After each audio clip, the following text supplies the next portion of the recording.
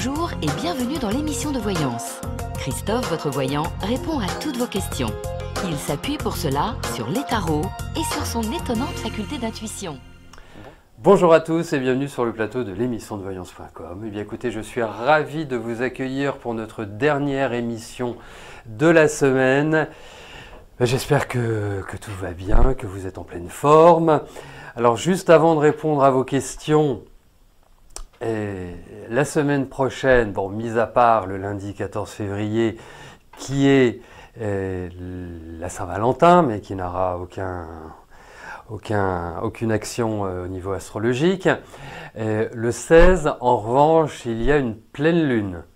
Donc, à cette occasion, donc le 16, ce sera mercredi, eh bien, j'organiserai une émission spéciale qui évoquera bien évidemment cette pleine lune et puis d'autres points astrologiques également. Voilà, bon, écoutez, voilà, je crois que tout est dit, il ne me reste plus qu'à répondre à vos questions et je vais commencer par la question de Thomas. Thomas, bonjour. Pour votre ami Edouard qui se demande si son ex Margot est toujours avec son mec.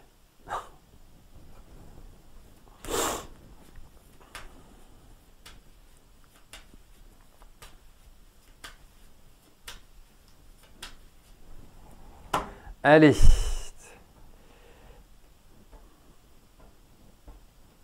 Voyons la vie affective de Margot.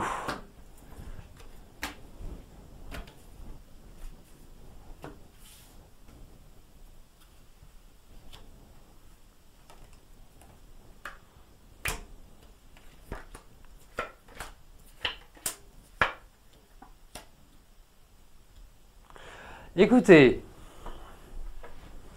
je pense qu'effectivement, elle est toujours avec son mec, pour reprendre votre expression, mais je pense que ça ne va pas fort. Je pense que effectivement, je suis pas sûr qu'elle soit au top du bonheur affectif. Et j'ai pas cette impression-là, pour tout vous dire. Donc je pense qu'effectivement, même si elle est toujours avec lui, je ne suis pas sûr que ça dure très longtemps, en fait. Voilà.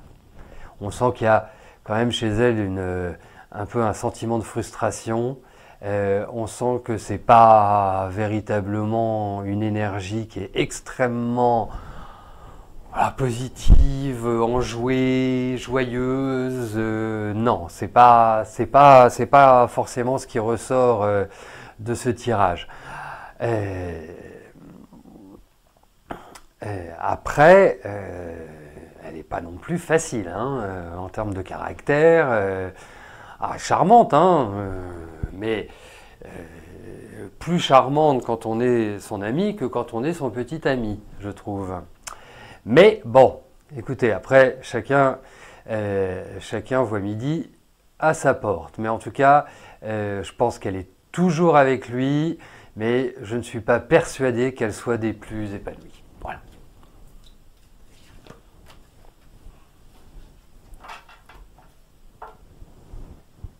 Ouh.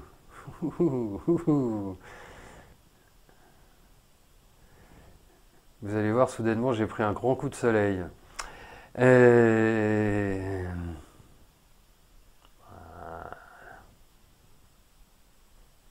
mieux.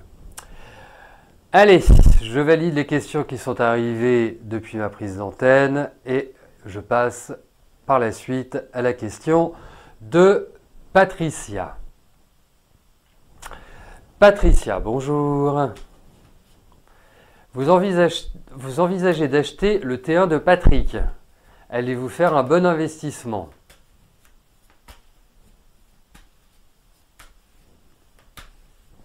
Allez, voyons pour l'achat de ce studio. Auprès de Patrick.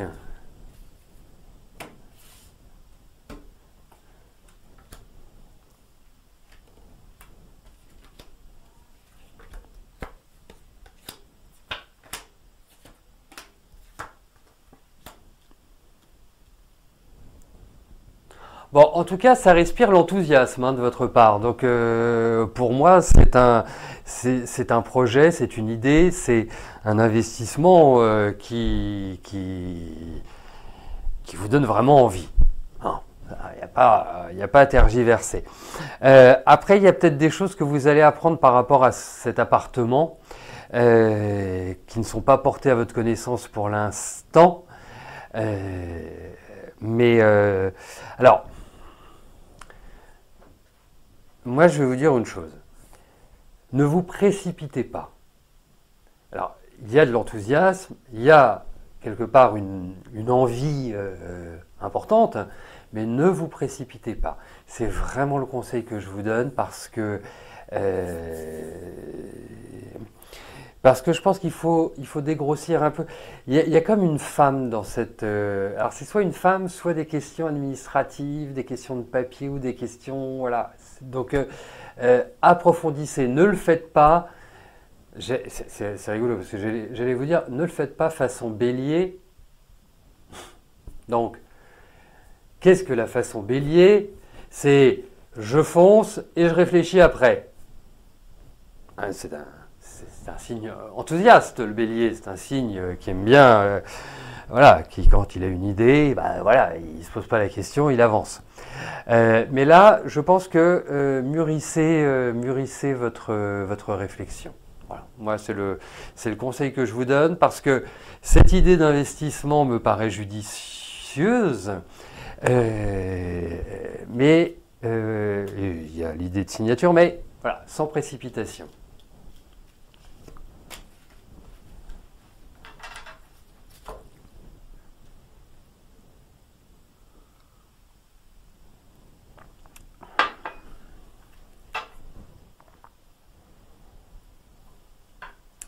Angèle, bonjour. Est-ce que je vous vois reprendre une activité professionnelle?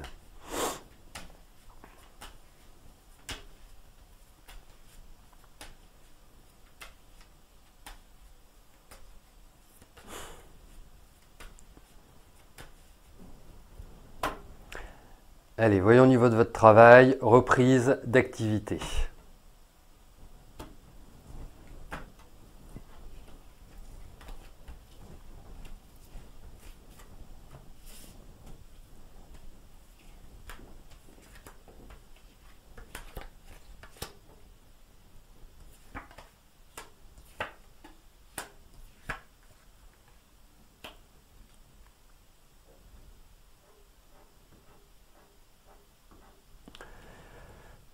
Alors, il y a quelque chose qui est assez étonnant, c'est comme si vous fallait l'aval de quelqu'un pour reprendre votre travail. Enfin, il y a quelque chose de l'ordre, de cet ordre-là qui ressort.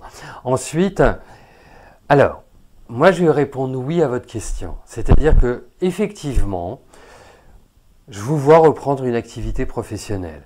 Ça va passer par des échanges, des discussions, ça va passer par des relais, des contacts, etc., etc. Et pour moi, je trouve que c'est vraiment indispensable que vous repreniez le chemin du travail. Pourquoi? Parce que vous avez besoin de ce rôle social. Vous avez besoin d'être... en fait, c'est l'idée d'exister en quelque sorte. Après, vous avez une capacité à faire pas mal de choses, je vous trouve assez créative, même si c'est pas forcément l'idée du métier, ou en tout cas de cette reprise professionnelle, mais pour moi c'est crucial que vous travailliez. Parce que vous n'êtes pas dans l'énergie de la paresse, vous n'êtes pas dans l'énergie de la contemplation, dans le sens où... voilà, à regarder les trains passer, ça va bien un temps, mais ça ne correspond pas à votre énergie initiale. Donc oui. Alors, je pense plutôt sur le deuxième semestre. Hein. C'est pas forcément de l'immédiateté, mais deuxième semestre, ça me paraît plutôt pas mal pour remettre le pied à l'étrier. Voilà.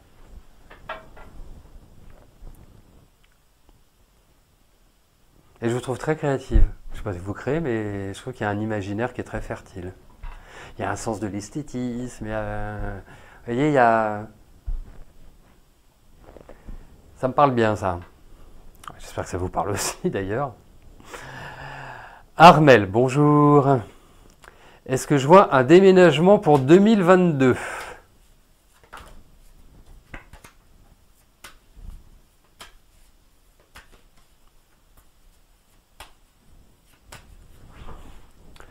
Allez.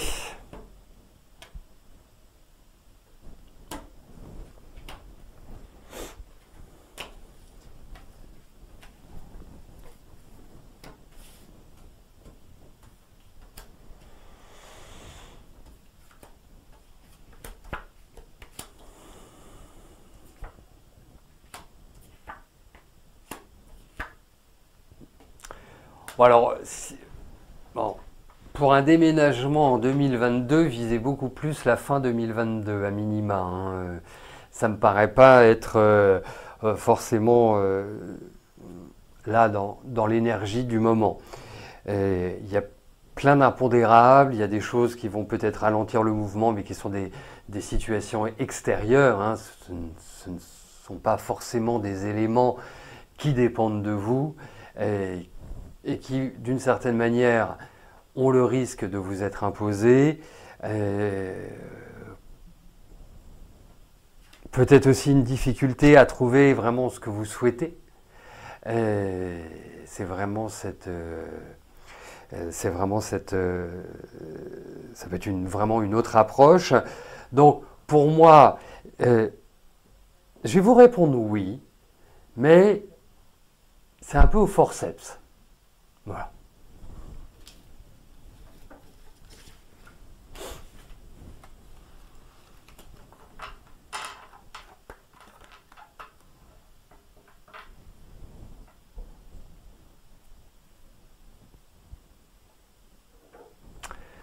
Françoise, bonjour.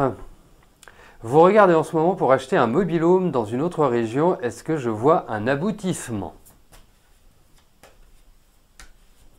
Allez, voyons pour cet achat de mobil-home.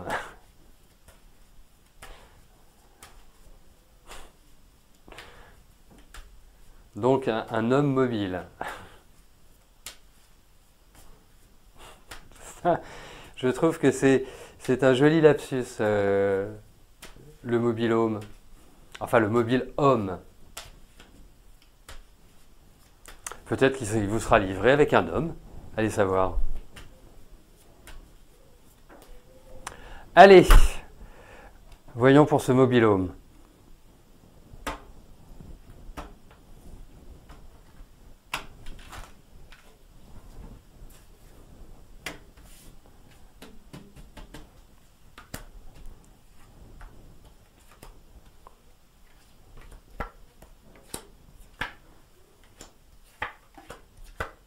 Oui, vous allez y arriver. Alors après, moi ce que je trouve très intéressant dans les tirages aujourd'hui, c'est qu'il y a l'enthousiasme.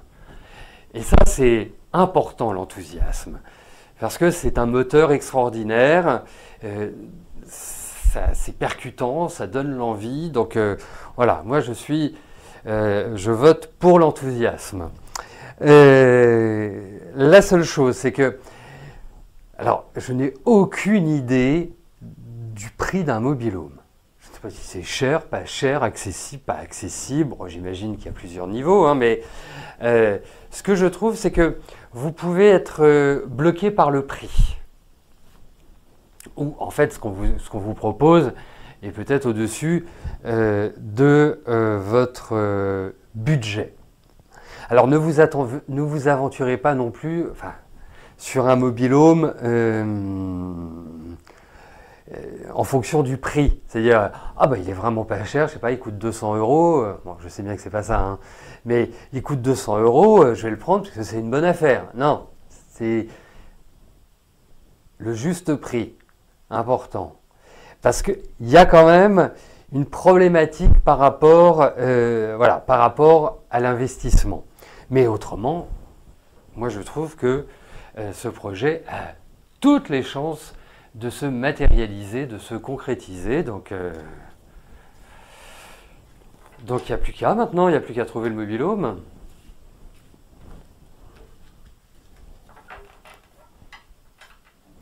Voilà, donc établissez bien votre budget, soyez vigilante aussi sur les mobil-homes qui vous sont proposés. Voilà, il ne faut pas le faire comme ça à l'épaule et jeter à la légère. Ah ouais, 25 000 € un mobil-home, d'accord. Ok. Annie, bonjour. Vous êtes indécise quant à la date de votre départ en retraite. Est-ce que je peux vous éclairer?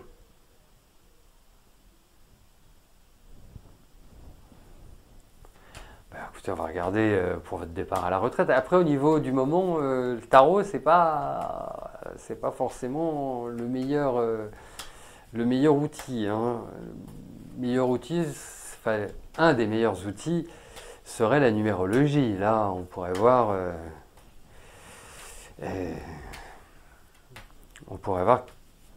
le moment opportun pour partir à la retraite.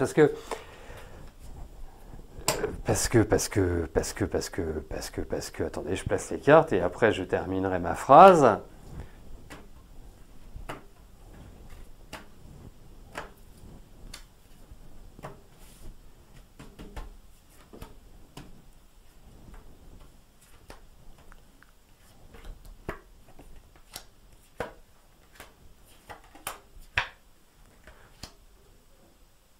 Bon, à mon avis, c'est pas tout de suite. Hein, donc, c'est pas forcément du rapide. Après, ce que je trouve, pour avoir déjà vu des amis partir à la retraite et qui m'ont posé la question, à ton avis, quel est le meilleur moment pour que je parte à la retraite? Il faut choisir des périodes qui sont joyeuses, qui sont heureuses, c'est-à-dire dans notre vie. Et ça, la numérologie est très bien pour déceler les périodes qui sont plus fastes pour faire telle ou telle chose, pour se sentir mieux dans sa tête, mieux dans sa peau. Vous voyez, par exemple, c'est pas forcément l'idéal que de partir lorsqu'une fin de cycle commence. Mais en tout cas,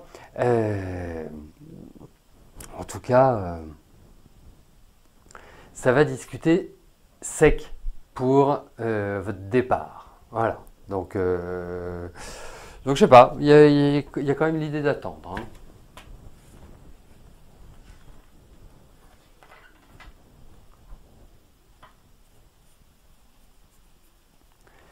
La deuxième carte, je ne me souviens plus. Ça doit être un effet secondaire.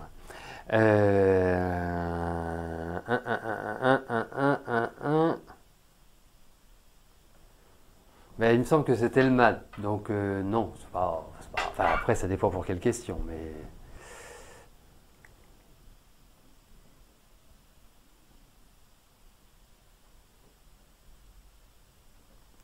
Annette, bonjour. Comment je vois votre santé?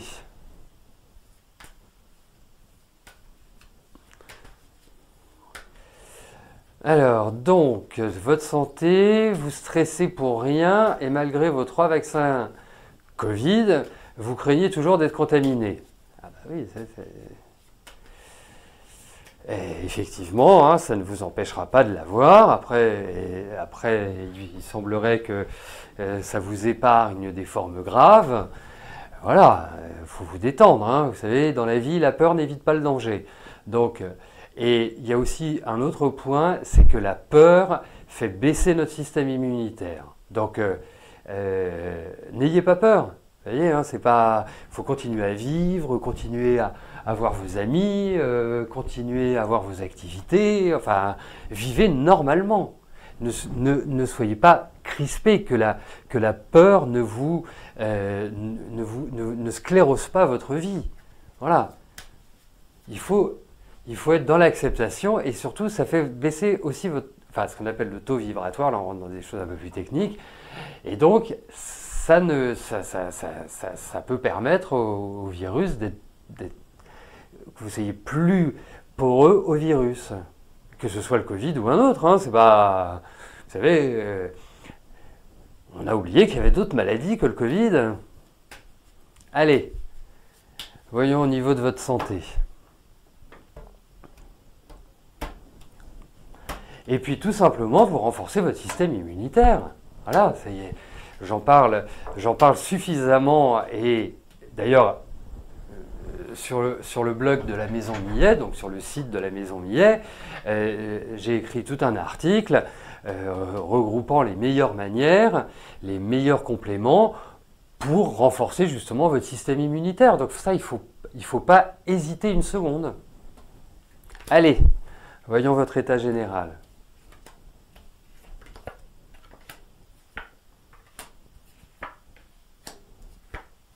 Bon, mais ça va, vous n'êtes pas... bon, ben c'est très bien, si c'est ce que vous faites, c'est parfait. C'est parfait. Non, ce qui ressort au niveau de la santé, c'est surveiller votre système digestif, surveiller tout ce qui est au niveau de l'ossature. Voilà, c'est ça qui est un petit peu fragile. Et puis, je vous sens un peu oppressé, mais je pense que c'est plus du stress, parce que ça agit sur la respiration. Mais autrement, vous allez bien. Voilà, vous allez bien. Après, je ne peux pas vous garantir que vous ne choperez pas le Covid, mais voilà, détendez-vous par rapport à ça. Vraiment, vraiment. Si vous l'avez, vous allez voir. Vous avez vos trois doses. A priori, vous devriez le voir comme un rhume lambda. Voilà.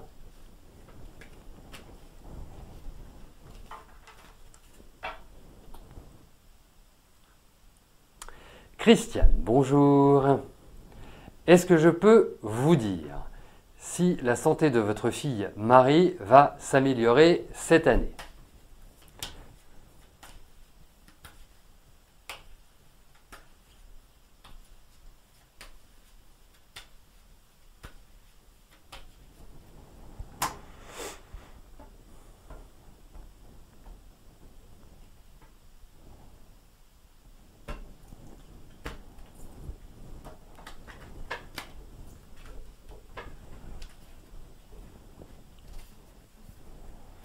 Allez, voyons pour Marie.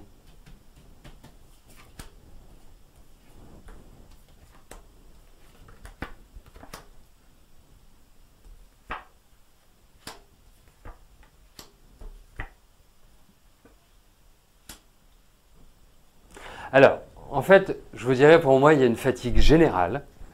Il y a j'appellerais ça une mauvaise hygiène de vie.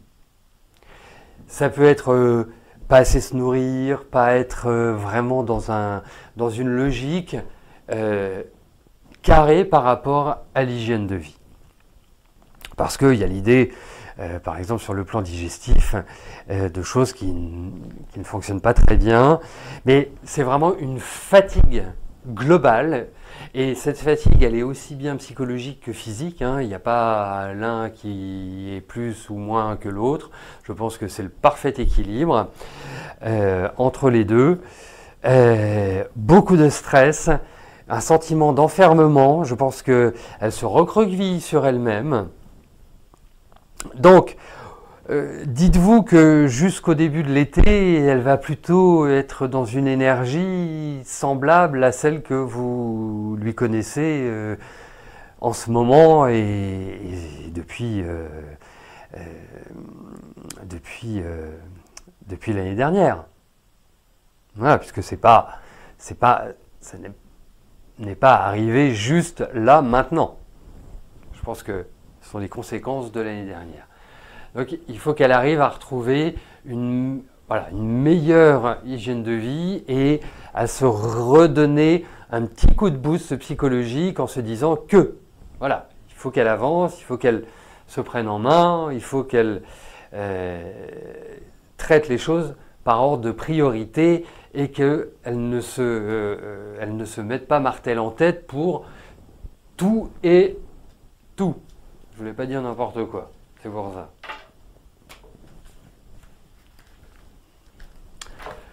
Donc vous aurez l'occasion de me reposer la question d'ici quelques mois pour voir l'évolution. Voilà, bah écoutez, nous arrivons au terme de notre émission. Je vais vous souhaiter un excellent week-end. Nous nous retrouvons mardi dès 13 h pour notre prochaine émission de voyance en direct. D'ici là, portez-vous bien et je vous dis à plus tard. Merci, bye bye.